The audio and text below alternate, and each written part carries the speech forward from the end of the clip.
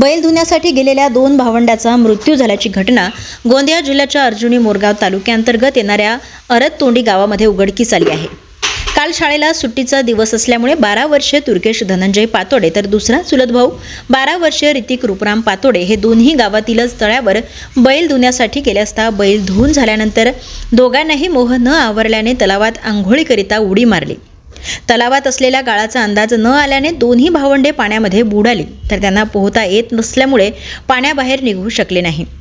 तर बराच वेळ होऊन देखील दोन्ही भावंडे घरी न परतल्याने घरच्या लोकांनी तलावाकडे जाऊन पाहिले असता दोघांचाही मृतदेह पाण्यात तरंगताना दिसून आला।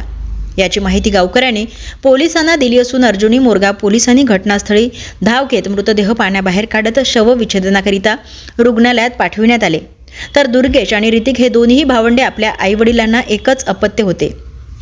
तर घडलेल्या घटनेमुळे पातोडे कुटुंबियांवर शोककळा पसरली असून अर्जुनी मोरगाव पोलीस घटनेचा तपास करीत आहेत।